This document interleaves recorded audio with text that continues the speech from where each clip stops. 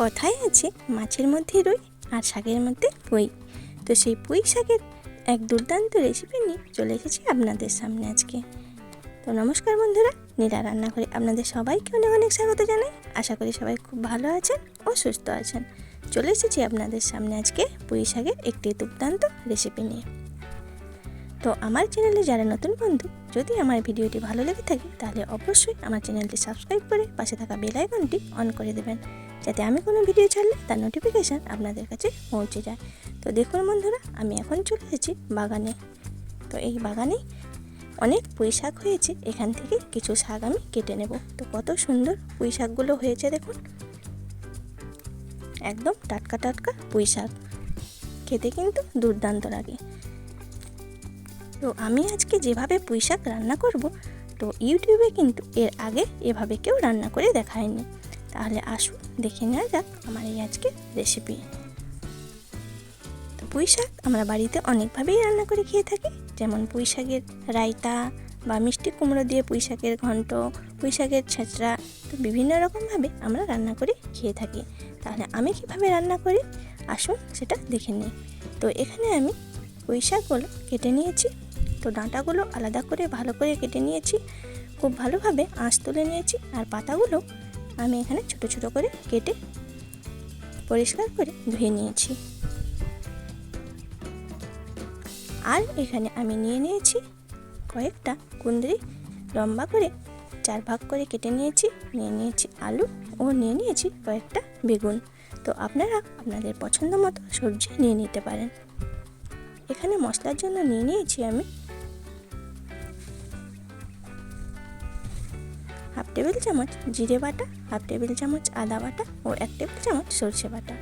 আর তার সঙ্গে আমি নিয়ে নিচ্ছি এখানে 1 টেবিল চামচ বেসন। তো এই বেসনটা এই রান্নাতে ব্যবহার করলে এই রান্নার স্বাদ কিন্তু দুর্দান্ত হয়, একদম অন্যরকম স্বাদের একটি রেসিপি হয়। তো দেখুন, বেসনটা আমি জল দিয়ে খুব ভালোভাবে গুলে নিচ্ছি। তো ওভেনে একটি কড়াই বসিয়ে দিয়েছি, দিয়ে দিচ্ছি প্রায় 1 টেবিল চামচ মতো সরষের তেল। তো তেলটা খুব ভালোভাবে গরম করে নিয়ে এখানে আমি প্রথমে বেগুনগুলো ভেজে নেব। তো আমার সকল বন্ধুদের অনুরোধ রইল ভিডিওটি স্কিপ না করে প্রথম থেকে শেষ পর্যন্ত দেখার জন্য। তো বেগুনটা আমি প্রথমে ভেজে তুলে নেব। তো এখন দিয়ে দিচ্ছি স্বাদ মতো লবণ ও সামান্য হলুদ গুঁড়ো। তো বেগুনটা প্রথমে ভেজে তুলে রাখবো, পরে আমি রান্নার সঙ্গে অ্যাড করে দেব, কারণ প্রথম থেকে বেগুনটা দিয়ে দিলে বেগুনটা কিন্তু একদম ঘেঁটে যাবে।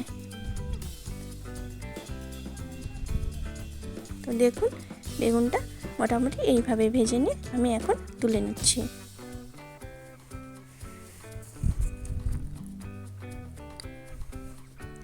তারপর কড়াইতে আমি দিয়ে দিচ্ছি আর সামান্য কিছু সরষের তেল, প্রায় 1 টেবিল চামচের মতো সরষের তেল দিয়েছি। তেল খুব ভালোভাবে গরম করে নিয়ে এখন এখানে দিয়ে দিচ্ছি 1/2 টেবিল চামচ 5 ফোড়ন ও 2টো শুকনো গোটা লঙ্কা দিয়ে আমি এখানে অ্যাড করে দিচ্ছি কেটে রাখা কুঁদরি। তো কুঁদরিগুলো দিয়ে হালকাভাবে আমি নাড়াচাড়া করে ভেজে নেব। তো বন্ধুরা, আপনারা কিন্তু বাড়িতে এইভাবে একবার রান্না করে দেখতে পারেন, খেতে কিন্তু দুর্দান্ত স্বাদের হয়। তো এমনিতেই তো পুঁই শাক খেতে খুবই ভালো লাগে, খুবই সুস্বাদু হয়, আর তারপরে যদি এইভাবে রান্না করা যায় তাহলে তো আর কোনো কথাই নেই। তো কুঁদরিটা দিয়ে হালকাভাবে নাড়াচাড়া করে ভেজে নিয়ে এখন আমি এখানে অ্যাড করে দিচ্ছি কেটে রাখা আলু ও কুঁদরি খুব ভালোভাবে ভেজে নিতে হবে।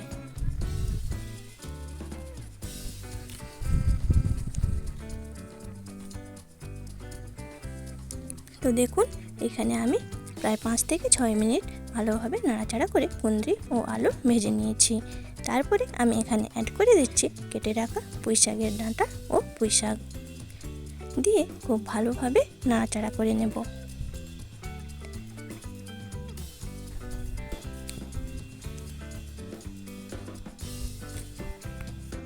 তো দেখুন বন্ধুরা, পুঁই শাকগুলো কিন্তু খুবই নরম।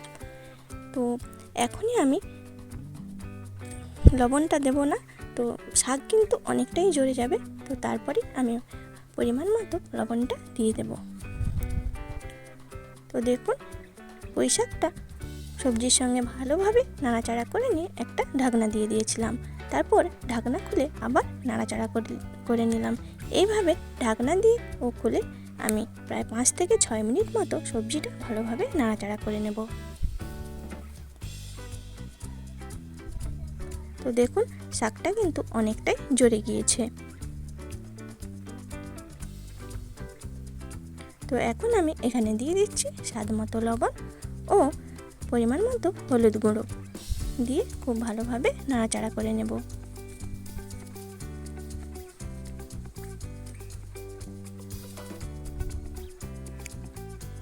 তো লবণ ও হলুদ দিয়ে খুব ভালোভাবে সবজির সঙ্গে মিশিয়ে নিচ্ছে।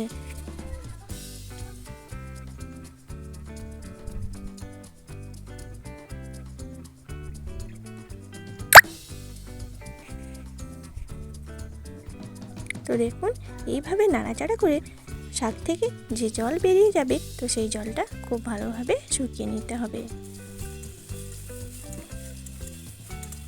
দেখুন শাক ও সবজিতে জল আমি খুব ভালোভাবে শুকিয়ে নিয়ে একটি পাত্রে নামিয়ে নিয়েছি। এখন কড়াইটা ধুয়ে পরিষ্কার করে নিয়ে এখানে দিয়ে দিচ্ছি 2 টেবিল চামচ মতো সরষের তেল।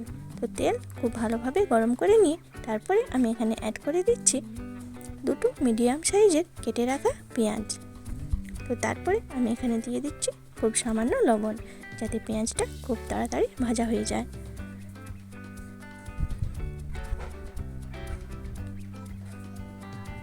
এরপর আমি এখানে দিয়ে দিচ্ছি স্বাদ মতো লাল লঙ্কার গুঁড়ো। তো হলুদটা আমি আগেই দিয়ে দিয়েছিলাম, সেই জন্য আর এখানে হলুদের ব্যবহার করলাম না। তো লঙ্কাটা দেওয়ার পর খুব সামান্য একটু জল দিয়ে খুব ভালোভাবে কষিয়ে নিচ্ছি। তো বন্ধুরা অবশ্যই আপনারা বাড়িতে একবার বানিয়ে দেখবেন, খেতে কিন্তু দুর্দান্ত স্বাদের হয়। তো লঙ্কাটা সামান্যক্ষণ কষিয়ে নিয়ে এখন এখানে অ্যাড করে দিচ্ছি বেটে রাখা আদাটা দিয়েও প্রায় 2 মিনিট মতো আমি কষিয়ে নিচ্ছি। আদা থেকে কাঁচা গন্ধ যাওয়া না অবধি খুব ভালোভাবে কষিয়ে নিতে হবে। তারপরে আমি এখানে অ্যাড করে দিচ্ছি জিরে বাটা। তো সব মশলাগুলো খুব ভালোভাবে কষিয়ে নিতে হবে। তো সব মশলাগুলো খুব ভালোভাবে কষিয়ে নিয়েছি। এখন এখানে অ্যাড করে দিচ্ছি গুলে রাখা বেসন। তো বেসনটা দেওয়ার সময় গ্যাসের ফ্লেমটা কিন্তু লোতে রাখতে হবে। তো দিয়ে খুব ভালোভাবে মশলার সঙ্গে কষিয়ে নিচ্ছি। তো এর বেসনটা এখানে ব্যবহার করার জন্য এই তরকারির স্বাদটা কিন্তু দুর্দান্ত হবে। তো বেসনটা দিয়েও খুব ভালোভাবে কষিয়ে নিচ্ছি। তো কষানো হয়ে গিয়েছে, এখন এখানে অ্যাড করে দিচ্ছি আগের থেকে ভেজে রাখা সবজিগুলো দিয়ে মশলার সঙ্গে খুব ভালোভাবে কষিয়ে নিতে হবে। এমনভাবে কষাতে হবে যেন 80% সবজি এই কষানোতেই সেদ্ধ হয়ে যায়। একটু সময় নিয়েই সবজিটা কষাতে হবে। তারপরে দেখুন এখানে অ্যাড করে দিচ্ছি ভেজে রাখা বেগুনগুলো।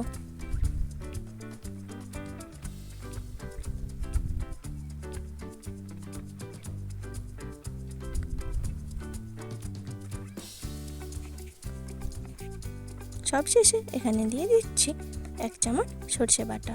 এই সরষেটা দিয়ে সামান্যক্ষণ নাড়াচাড়া করে নেব। তো দেখুন বন্ধুরা দেখতে কতটা সুন্দর হয়েছে, খেতেও কিন্তু লোভনীয় হয়।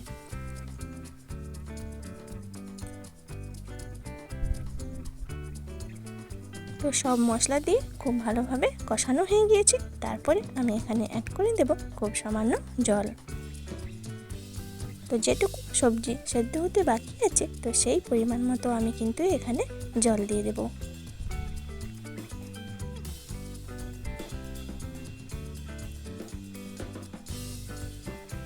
দেখুন বন্ধুরা জল দিয়ে দিয়েছিলাম, তো তারপরে জল ফুটে উঠেছে। এখন এখানে আমি দিয়ে দিচ্ছি খুব সামান্য কয়েক দানা চিনি।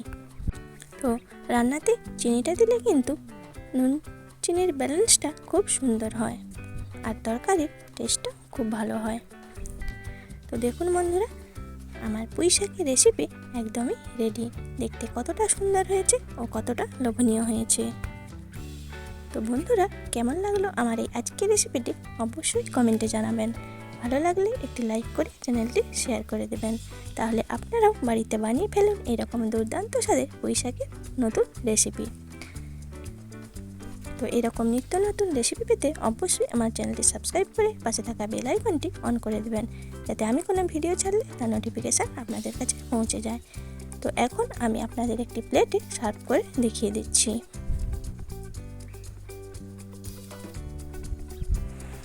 তো দেখুন কতটা সুন্দর হয়েছে।